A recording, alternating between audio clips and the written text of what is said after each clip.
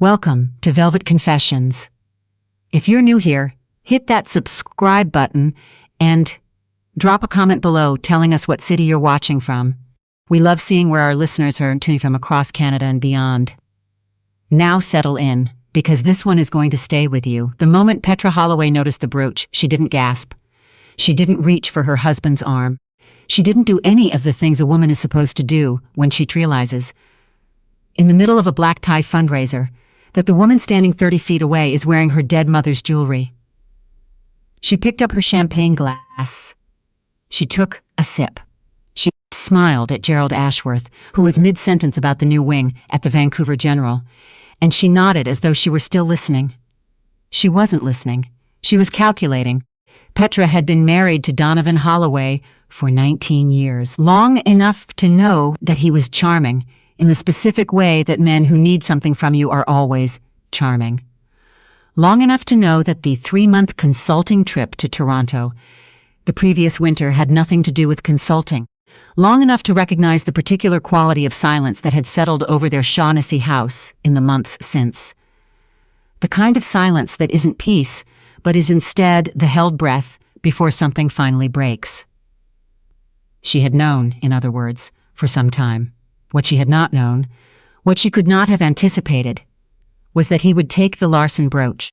Her mother, Ingrid Larson, had emigrated from Norway to Winnipeg in 1971 with not much more than a wool coat and a small, lacquered box. Inside the box was the brooch, a spray of silver forget-me-nots set with seed pearls, and a single sapphire at the center made by Petra's great-grandmother in Bergen sometime in the 1930s. It was not particularly valuable in any monetary sense. A jeweler in Gastown had once estimated it at around $4,000, but that number meant nothing to Petra.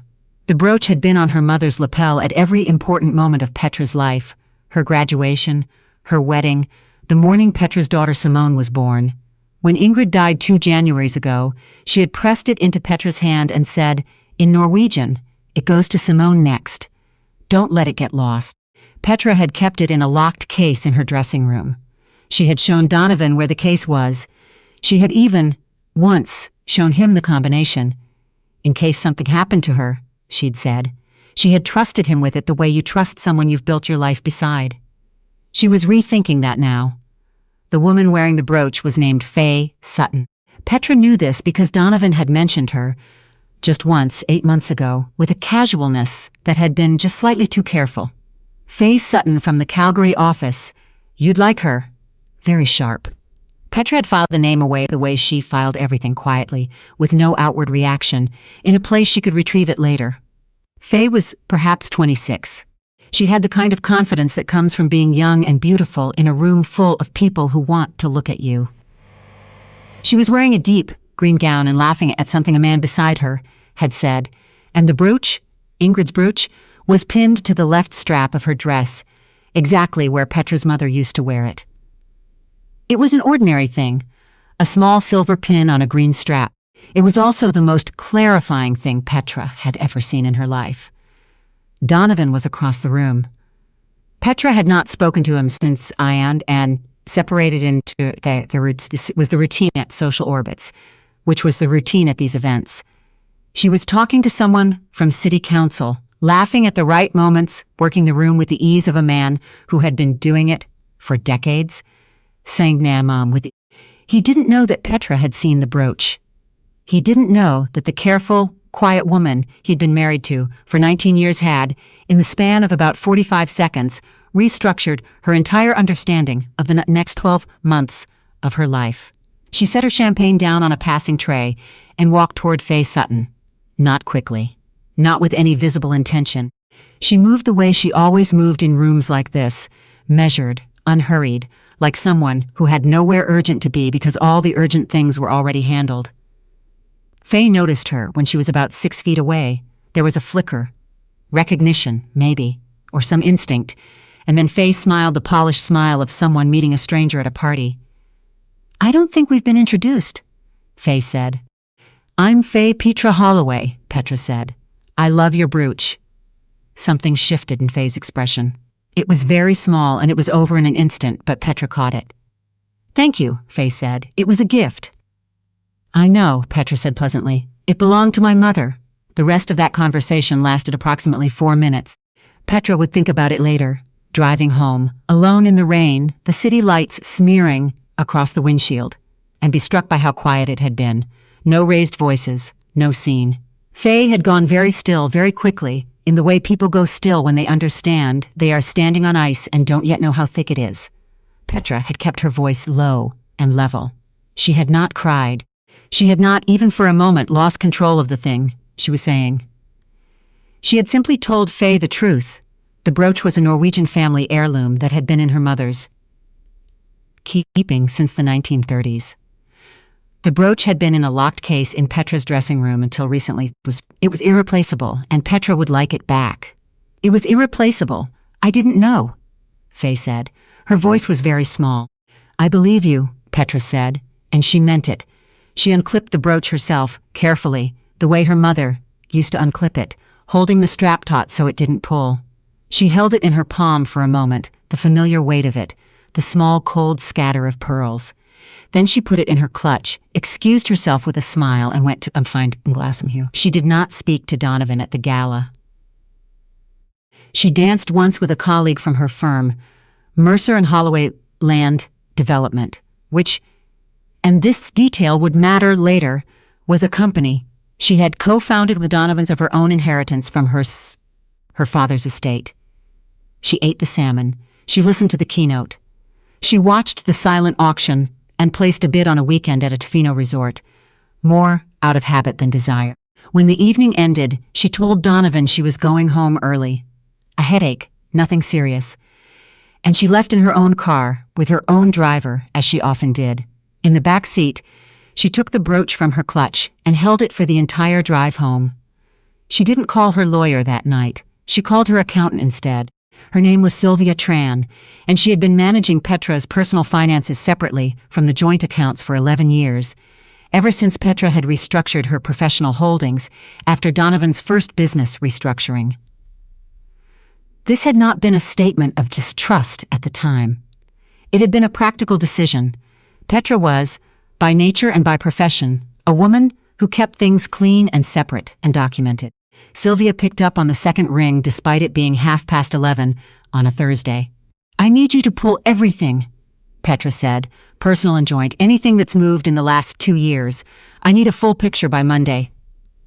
Sylvia didn't ask why. This was one of the things Petra appreciated about her. I'll have a preliminary summary to you by Saturday morning, Sylvia said. The summary arrived at 7:42 on Saturday morning as promised. Petra read it at the kitchen island in her robe, with coffee she barely tasted. The money was not gone. That was the first thing she noticed. Donovan had not been reckless. He had been patient. Over the course of roughly 26 months, funds from several joint accounts and one subsidiary holding attached to Mercer and Holloway had been redirected, always in amounts small enough not to trigger automatic flags, always with documentation that looked, at a glance, entirely legitimate. The total was somewhere in the range of $280,000. It was not a catastrophic sum relative to their assets. It was, however, consistent. It was systematic, and it had a destination. A numbered company, registered in Alberta, incorporated 18 months ago, the beneficial ownership which Sylvia had not yet been able to confirm, but which had received 3 payments that corresponded exactly to the amounts withdrawn. Petra put down her coffee. She sat very still. She thought about Donovan saying, 18 months ago, that he was thinking about some personal investment diversification. She had nodded and not asked follow-up questions, because they had always been mutual unspoken agreement, maintain some separation in their individual professional activities. She understood now that the agreement had only ever been on her. She got up, refilled her coffee, and called her lawyer. His name was Fletcher Osman, and he had handled Petra's affairs since before she married Donovan, which meant he had also reviewed the marriage contract, the shareholder agreement for Mercer and Holloway, and the trust Petra had set up in her daughter Simone's name after Ingrid died. He was 61 years old, had the energy of someone considerably younger, and had the useful quality of becoming quieter and more focused the more serious the information being delivered to him.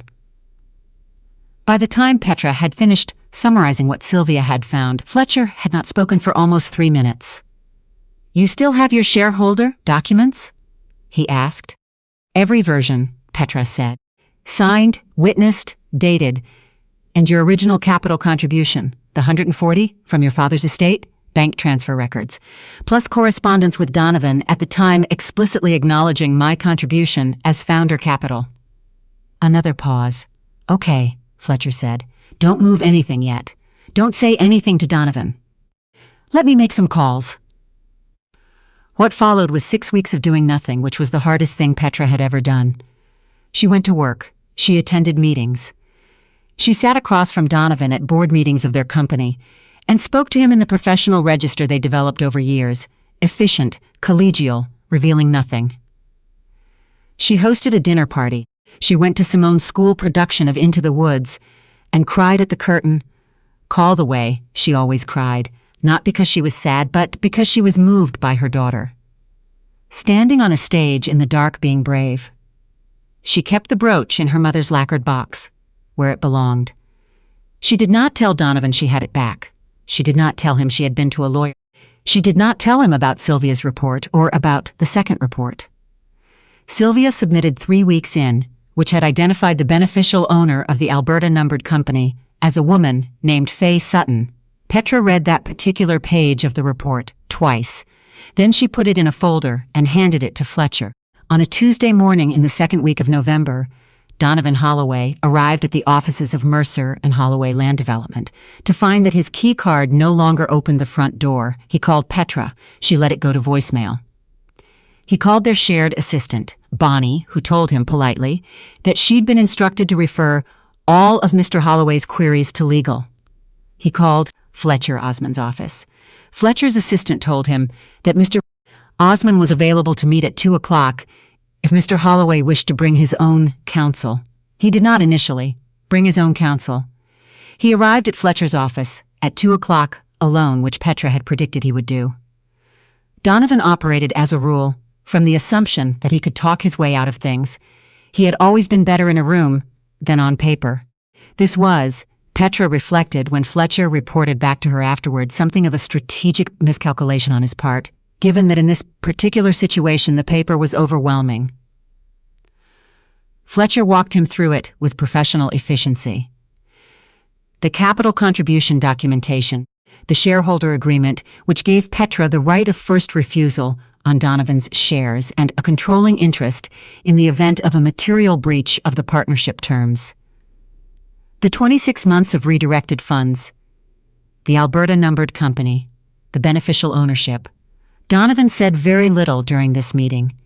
Fletcher noted that he had gone quite pale around the 15-minute mark.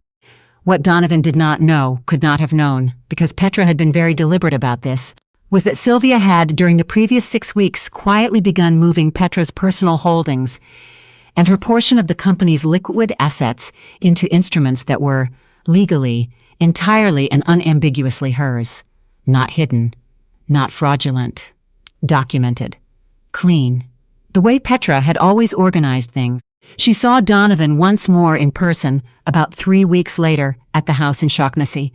He had asked to meet, not through lawyers but directly, just the two of them, as they used to handle things. She agreed, because she thought it was important to finish this face-to-face. He looked like a man who had not been sleeping. They sat in the kitchen, which seemed right. It was the room where the ordinary life of their marriage had happened. Coffee and school schedules and grocery lists and the kind of small conversations that are, in retrospect, the actual texture of 19 years together. "I don't understand," Donovan said, eventually. "Why you didn't just tell me?" Petra thought about this. It was a fair question, in a limited sense. "Because," she said, "if I had told you when I found out, you would have had the opportunity to move things, explain things, reframe things. And I needed to know the whole picture before I said anything." He was quiet. "Also," she said, "the brooch." He looked up. "It was my mother's," Petra said. "She made me promise it would go to Simone. The fact that you knew that you'd heard that, you'd been in the room when Mum said it, and you gave it away regardless." She stopped. "That was the thing I needed time to sit with, not the money, the brooch." Donovan didn't say anything for a long time. I didn't think you'd miss it, he finally said. Petra looked at him. 19 years, and he had genuinely not known. I know, she said. The legal proceedings were not quick, but they were, by the end, thorough. Fletcher had built a case that documented the financial redirection as a breach of the shareholder agreement, which gave Petra remedies that a conventional divorce settlement would not have provided. The recovery of misappropriated funds was handled separately from the divorce. By the time the dust settled, Petra had full control of Mercer and Holloway, a clean division of personal assets, and a legal judgment on the redirected funds that had been transferred to Faye Sutton's numbered company. Faye, for her part, had cooperated with the financial investigation once she understood the nature of what she was facing. Her lawyer had negotiated an arrangement in which she repaid the funds. Donovan had, apparently, told her they were his personal savings, and she was not the subject of any criminal complaint. Petra had not asked for that outcome. Fletcher had arrived at it himself after reviewing the evidence, and she had agreed because it seemed right. Faye had been young and trusting, and not particularly well served by the man she'd trusted. Petra knew something about that. Mercer and Holloway opened its new development in Kelowna on a Saturday in the spring.